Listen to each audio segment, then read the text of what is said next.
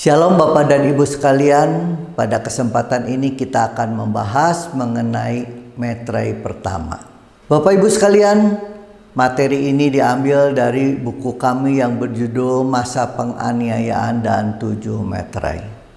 Dalam video yang berkaitan dengan tribulation, dijelaskan bahwa waktu pengangkatan akan terjadi berdasarkan prinsip pre-red tribulation, yaitu anak-anak Tuhan akan mengalami masa penganiayaan namun tidak akan mengalami masa cawan murka Allah, di mana prinsip ini sesuai dengan ayat yang berada di Roma 5 ayat 8 dan 9 yang menyatakan bahwa kita pasti akan diselamatkan dari murka Allah. Demikian juga di ayat di 1 Tesalonika 1 ayat 10 yang menyatakan bahwa Tuhan Yesus yang akan menyelamatkan kita dari murka yang akan datang. Bapak Ibu sekalian, penjelasan-penjelasan di Alkitab yang menyatakan bahwa anak-anak Tuhan akan mengalami masa penganiayaan dijelaskan di banyak bagian dari Alkitab, dan di kitab Wahyu dijelaskan juga di meterai 1 sampai 4. Dan pada kesempatan ini kita akan membahas yang berkaitan dengan meterai pertama. Meterai pertama dijelaskan di kitab Wahyu pasal 6 ayat 1 dan 2 yang berbunyi demikian. Maka aku melihat anak domba yang membuka yang pertama dari ketujuh meterai itu. Dan aku mendengar yang pertama dari keempat makhluk itu berkata dengan suara bagaikan bunyi guru, "Mari." Dan aku melihat, sesungguhnya ada seekor kuda putih dan orang yang menungganginya memegang sebuah panah dan kepadanya dikaruniakan sebuah mahkota. Lalu ia maju sebagai pemenang untuk merebut kemenangan. Jadi meterai pertama ini dilambangkan sebagai seekor kuda putih, di mana orang yang menungganginya memegang sebuah panah dan kepadanya dikaruniakan sebuah mahkota. Penjelasan mengenai meterai 1 terdapat di kitab Wahyu pasal 13 ayat 1 sampai 18 yang berkaitan dengan 4 tokoh akhir zaman, yaitu iblis, 10 raja, antikris dan nabi palsu, di mana keempat tokoh akhir zaman ini telah dijelaskan dalam video yang berjudul 4 tokoh akhir zaman. Selanjutnya Bapak Ibu sekalian, hal-hal yang lain yang berkaitan dengan meterai pertama antara lain disampaikan bahwa akan ada rumor tentang perang yang besar yang disampaikan oleh Tuhan Yesus di Matius 24 ayat 6. Kamu akan mendengar deru perang dan kabar-kabar tentang perang. Kata kabar-kabar tentang perang dalam King James dipakai kata rumors of wars, artinya akan ada isu-isu, rumor-rumor bahwa akan ada satu peperangan yang besar. Namun sebenarnya hal tersebut hanya berupa rumor, artinya tidak terjadi. Namun demikian akan terjadi beberapa perang-perang yang kecil. Selanjutnya Bapak Ibu sekalian, antikris akan menjadi sombong dan menghujat Allah, yang tercatat di Wahyu 13 ayat 5 dan 6. Dan kepada binatang itu dan kepada antikris diberikan mulut yang penuh kesombongan dan hujat. Kepada antikris diberikan juga kuasa untuk melakukannya 42 bulan lamanya. Lalu antikris membuka mulutnya untuk menghujat Allah, menghujat namanya, kemah kediamannya, dan semua mereka yang diam di sorga. Artinya Bapak Ibu sekalian, selama 42 bulan antikris akan menghujat Allah, menghujat nama Allah yaitu Tuhan, menghujat mereka yang ada di sorga. Selanjutnya antikris akan menganiaya dan membunuh anak Tuhan serta menguasai dunia.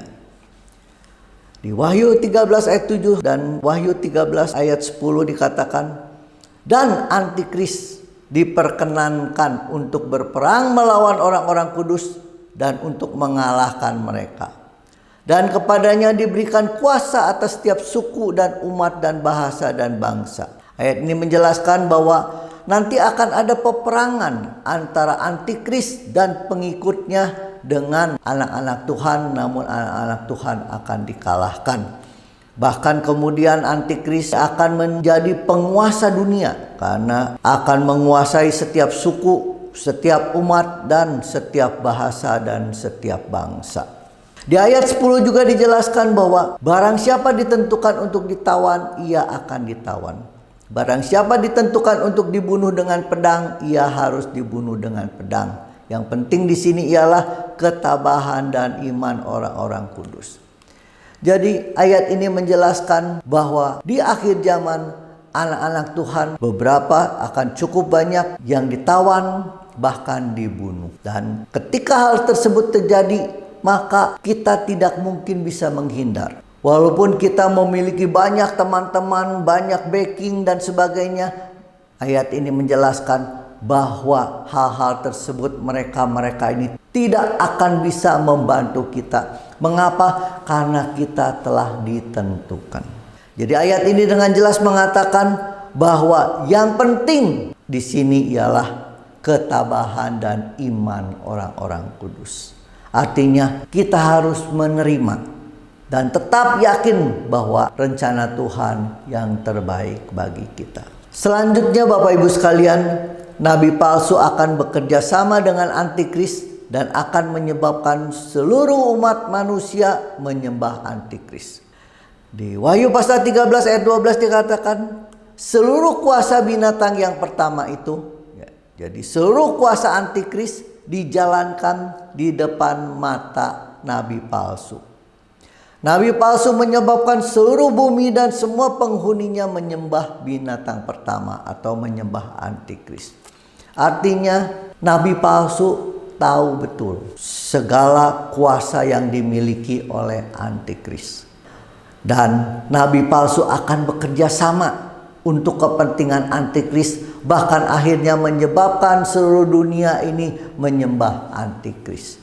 Selanjutnya nabi palsu akan mengadakan tanda-tanda mujizat palsu dan menyuruh manusia untuk membuat patung antikris, sebagaimana dijelaskan di Wahyu 13 ayat 13 dan 14. Dan nabi palsu mengadakan tanda-tanda yang dahsyat. Bahkan nabi palsu menurunkan api dari langit ke bumi di depan mata semua orang.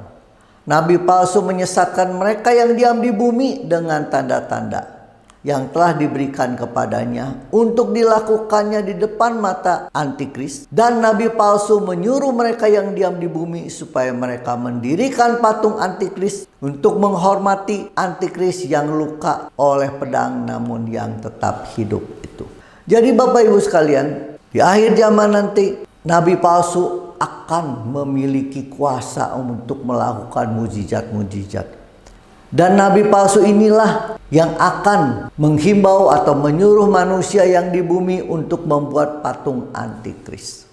Selanjutnya, nabi palsu akan memberi nyawa kepada patung antikris, sehingga patung itu dapat berbicara dan semua orang yang tidak menyembah patung itu akan dibunuh.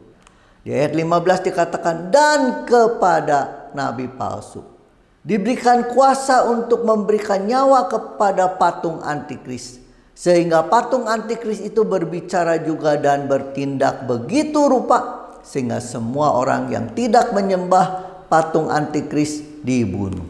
Jadi di akhir zaman, selain antikris nanti akan menguasai bait suci Allah, patung antikris juga akan didirikan di bait suci. Dan patung ini berbeda dengan patung-patung biasa, karena patung antikris ini bisa berbicara, bahkan bisa melakukan juga beberapa hal. Dan pada saat itu semua mereka yang berada di Yerusalem akan dipaksa untuk menyembah patung antikris, di mana mereka yang menolak akan dibunuh. Nabi palsu akan menyebabkan semua umat manusia menerima tanda chip 666. Di Wahyu 13 ayat 16 dan 17 dikatakan, dan nabi palsu menyebabkan sehingga kepada semua orang, kecil atau besar, kaya atau miskin, merdeka atau hamba, diberi tanda pada tangan kanannya atau pada dahinya, dan tidak seorang pun yang dapat membeli atau menjual selain daripada mereka yang memakai tanda itu, yaitu nama antikris atau bilangan namanya. Jadi Bapak Ibu sekalian, yang akan menyebabkan akhirnya manusia-manusia yang berada di bumi ini bersedia menerima tanda 666 atau tanda antikris ini adalah nabi palsu.